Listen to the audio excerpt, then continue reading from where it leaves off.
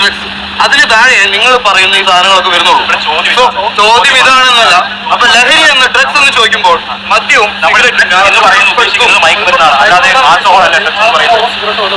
മദ്യവും മയക്കാൻ ഉപയോഗിക്കുന്ന ഡ്രഗ്സ് ആണ്. അതിനെന്താ ഞാൻ പറയണ്ടപ്പോ? അപ്പൊ ഞാൻ ചോദിക്കട്ടെ, മദ്യവും എന്റെ മുന്നിൽ ഡ്രഗ്സ് ആണ്. മദ്യവും പുകവലിയും അല്ലെങ്കിൽ സിഗരറ്റും ഡ്രഗ്സ് ആണെന്ന് നിങ്ങൾ വിചാരിക്കുന്നുണ്ടെങ്കിൽ അത് ഡ്രഗ്സിന്റെ വിഭാഗത്തിൽ ഇവിടെ ആരും പിടിച്ചു വെച്ചിട്ട് ഒന്നും ചെയ്യുന്നില്ല. അതായത് ഈ റിപ്പോർട്ടിൽ പറയുന്ന കാര്യങ്ങൾ ഷൈൻ അംഗീകരിക്കുന്നില്ല. ഈ റിപ്പോർട്ടിൽ പറയുന്ന കാര്യങ്ങൾ ഞാൻ അംഗീകരിക്കുന്നുണ്ട്. അത് പക്ഷെ ഇവിടെ മാത്രം സംഭവിക്കുന്ന കാര്യമല്ല, നമ്മുടെ ചുറ്റും നടക്കുന്ന കാര്യങ്ങളായിട്ട്.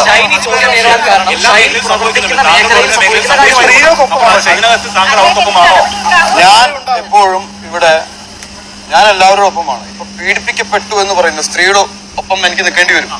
പീഡിപ്പിച്ചു എന്ന് ഒരു സ്ത്രീ ഒരു വ്യക്തിയെ ചൂണ്ടി പറയുന്നുണ്ടെങ്കിൽ അവന്റെ കൂടെ നിൽക്കേണ്ടി വരും. കാരണം ഞാനത് കണ്ടിട്ടുണ്ടോ? അപ്പൊ ആ വ്യക്തി എന്റെ സുഹൃത്തോ എന്റെ സഹപ്രവർത്തകനാണെങ്കിൽ ഞാൻ ആരുടെ കൂടെ നിൽക്കണം?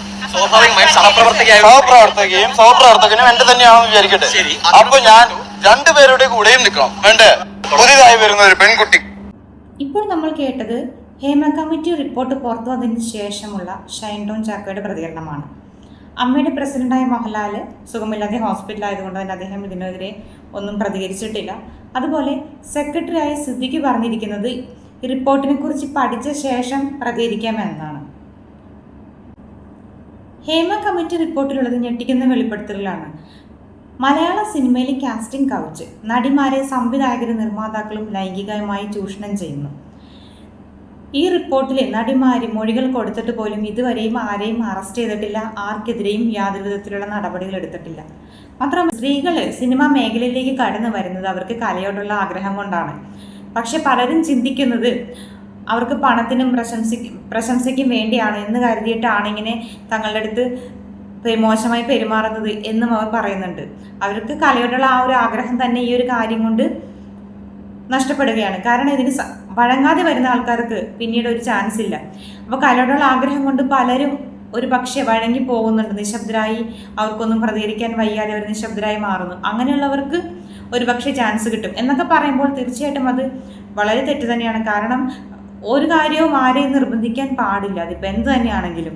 അതുകൊണ്ട് തന്നെ അവർ ആ ഒരു ആഗ്രഹമായിട്ട് വന്നിട്ടുണ്ട്. അവർക്ക് ആ ഒരു കലയിൽ അത്രമാത്രം ഇഷ്ടമുണ്ടെങ്കിൽ തീർച്ചയായിട്ടും ആ ഒരു അവസരങ്ങളൊന്നും തന്നെ നിഷേധിക്കാൻ പാടില്ല. ഈ ഒരു കാരണത്താൽ ഇതൊരു സാധാരണക്കാർക്കാണ് ഇങ്ങനെ ഒരു അവസ്ഥ. ഇതുപോലെ റിപ്പോർട്ട് സമർപ്പിച്ചിരുന്നെങ്കിൽ നമ്മുടെ പോലീസുകാരും എല്ലാവരും എത്ര വേഗം നടപടിയെടുത്തേനെ. പേരും ഫോട്ടോയും ഡീറ്റെയിൽസും എല്ലാം അടക്കം പുറത്തു വിട്ടേനെ. പക്ഷേ പണമുള്ളവന് എന്നും നിയമം അവൻ്റെ വഴിക്കാണെന്നുള്ളതിന് തെളിവുകളാണ് ഇപ്പോൾ കണ്ടുകൊണ്ടിരിക്കുന്നത്. ഇത്രയും വലിയൊരു റിപ്പോർട്ട് കൊടുത്തിട്ട് ഇത്രയും നാളായിട്ടും യാതൊരുവിധ ഒന്നും ചെയ്തിട്ട്. ഈ കമ്മിറ്റി രൂപീകരിച്ചത് മലയാളത്തിലെ ഒരു നടിക്ക് കൊട്ടേഷൻ കൊടുത്ത് തെരുവിൽ ഉണ്ടായ ഒരു ആക്രമണത്തിന് ശേഷമാണ്. ഇപ്പോഴും അവരതിനു വേണ്ടി നിയമ പോരാട്ടം നടത്തിക്കൊണ്ടിരിക്കുന്നു. ഇതുവരെയും അവർക്ക് നീതി കിട്ടിയിട്ടില്ല. സിനിമാ മേഖലകളിൽ നടികൾ അനുഭവിക്കുന്ന ലൈംഗികമായ ചൂഷണങ്ങൾ, അതിൻ്റെ തീവ്രത, ഇതെല്ലാം കണക്കിലെടുത്തുകൊണ്ട് തന്നെ ഇത് അനുഭവിച്ച നടിമാരിൽ നിന്ന് മൊഴികളെടുത്തതിന് ശേഷമാണ് ഈ ഒരു റിപ്പോർട്ട് തയ്യാറാക്കിയത്.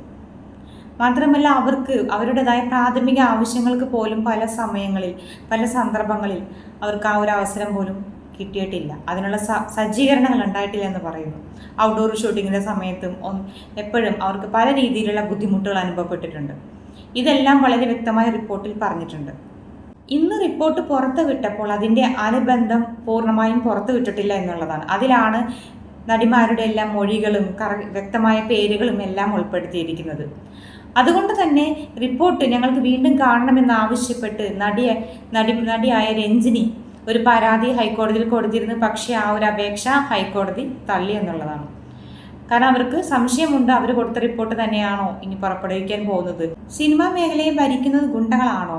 പോലീസിൽ പരാതിപ്പെട്ടാൽ പോലും അവർക്ക് വേണ്ട നിയമസഹായം പോലീസിൽ നിന്ന് പലപ്പോഴും കിട്ടാറില്ല എന്ന് മാത്രമല്ല, ഈ പരാതിപ്പെടാൻ പോകുന്ന നടിമാർക്ക് പിന്നീടുണ്ടാവുന്നത് ദുസ്സഹമായ അനുഭവങ്ങളാണ്. അവർക്ക് മാത്രമല്ല അവരുടെ ബന്ധുക്കൾക്ക് പോലും ദുരനുഭവങ്ങൾ ഉണ്ടായിട്ടുണ്ടെന്ന് പറയുന്നു. ലൈംഗിക ചൂഷണങ്ങൾക്ക് എതിരെ നിൽക്കുന്ന ഒരു നടിയാണെങ്കിൽ പിന്നീട് അവർക്ക് ആ ഒരു സിനിമയിൽ അവസരം തന്നെ നിഷേധിക്കപ്പെടുകയാണ്. മാത്രവുമല്ല ഇതിനൊക്കെ ഇവർ പറയുന്ന കാര്യങ്ങളെല്ലാം വഴങ്ങിക്കൊടുക്കുന്ന നടിമാർക്ക് പ്രത്യേക ഒരു കോഡ് വരെയുണ്ടെന്ന് പറയുന്നു. നമ്മൾ പല കാര്യങ്ങളും മനസ്സിൽ പോലും ചിന്തിക്കാത്ത പല കാര്യങ്ങളുമാണ് ഈ റിപ്പോർട്ടിൽ നിന്ന് പുറത്തു വരുന്നത്. അതുപോലെ റിപ്പോർട്ടിൽ പറയുന്നു, ഈ സിനിമ ഇൻഡസ്ട്രിയിലെ പല തെറ്റുകളെയും ചൂണ്ടിക്കാണിക്കുന്ന പല നടന്മാർക്കും സിനിമയിൽ അവസരം നിഷേധിക്കപ്പെടുന്നു. അവർക്ക് മാനസികമായ പല പ്രശ്നങ്ങളും സിനിമ മേഖലയിൽ നിന്നുണ്ടായിട്ടുണ്ട്. തെറ്റുകളെ ചൂണ്ടിക്കാണിക്കുന്ന പുരുഷന്മാർക്കും ഇതുതന്നെയാണ് അവസ്ഥ, സ്ത്രീകൾക്ക് മാത്രമല്ല. പ്രശസ്തരായ പല നടിമാരും ഇതുപോലെ എല്ലാ അവസരങ്ങളും എല്ലാത്തിനും വഴങ്ങിക്കൊടുത്തിട്ടാണ് അവർക്ക് അവസരങ്ങൾ കിട്ടിയതെന്നും അവരിപ്പോൾ പ്രശസ്തരായതെന്നുമെല്ലാം ആ റിപ്പോർട്ടിൽ അവരുടെ പേരുകൾ അടക്കം പറഞ്ഞിട്ടുണ്ടെന്ന് പറയുന്നു. പക്ഷേ എന്ത് തന്നെയാണെങ്കിലും ഈ റിപ്പോർട്ടിലുള്ള ഈ ഉന്നതന്മാരുടെയും എല്ലാവരുടെയും പേരുകൾ തന്നെ പുറത്തു വരണം. കാരണം മറ്റൊന്നുമല്ല, ഇതിൽ തെറ്റ് ചെയ്യാത്ത ആൾക്കാരും അല്ലെങ്കിൽ കുറ്റക്കാരായി തീരും. അതുകൊണ്ട് തന്നെ തെറ്റ് ചെയ്തവർ ശിക്ഷിക്കപ്പെടട്ടെ. പല ഉന്നതന്മാരുടെയും പേരുകളുള്ള പേജുകൾ പുറത്തു വിടാതിരുന്നത് എന്തിന് അവരെയൊക്കെ ഒളിപ്പിച്ചു വെക്കണം? പിന്നെ ഇങ്ങനെയൊക്കെ ചെയ്താൽ എങ്ങനെയാണ് ഇരകൾക്ക് നീതി കിട്ടുന്നത്? നീതിക്ക് വേണ്ടിയുള്ള പോരാട്ടമല്ലേ ഇത്? നീതിക്ക് വേണ്ടിയല്ല അവർ ഹേമ കമ്മിറ്റി റിപ്പോർട്ടെല്ലാം കൊടുത്തത്. എന്നിട്ട് പോലും ഈ പറയുന്ന ഉന്നതന്മാരുടെ എല്ലാം പേരുകൾ ഒളിപ്പിച്ച് വെച്ച് ആരെ സംരക്ഷിക്കാൻ വേണ്ടിയാണ്? ഈ റിപ്പോർട്ടിലുള്ള എല്ലാ പേജുകളും പൂർണ്ണമായി ഈ റിപ്പോർട്ട് പുറത്തു വരണം. അതല്ലെങ്കിൽ ഇതിൽ മറ്റു പല നടന്മാർക്കും നടിമാരെയും ഇത് വളരെ ദോഷകരമായി ബാധിക്കും എന്നുള്ളത് കൊണ്ട് തന്നെ ഇതിൻ്റെ പൂർണ്ണമായ രേഖകൾ പുറത്തു വരണം. മാത്രമല്ല, ഇതിൽ തെറ്റ് ചെയ്തിരിക്കുന്ന ഈ പറയുന്ന ഉന്നതന്മാർക്കെതിരെയുള്ള ശിക്ഷകൾ ഇതുണ്ടാകുമോ? അല്ലെങ്കിൽ കുറച്ച് ദിവസം മാത്രം എല്ലാവരും സംസാരിച്ച് തള്ളിക്കളയുന്നൊരു വിഷയമായി മാറുമോ? പിന്നെ എങ്ങനെയാണ് ഇരകൾക്ക് നീതി കിട്ടുന്നത്? നീതിക്ക് വേണ്ടിയുള്ള ഈ ഒരു പോരാട്ടത്തിൽ നമ്മൾ അവരോടൊപ്പം ചേരുന്നു. അതുമാത്രമല്ല, അവർക്ക് നീതി കിട്ടട്ടെ. ഇതിൽ അമ്മ സംഘടനയിൽ നിന്ന് തന്നെ നമുക്ക് യാതൊരുവിധ പ്രതികരണങ്ങളും ഇതുവരെയും ഉണ്ടായിട്ടില്ല എന്നുള്ളതാണ്.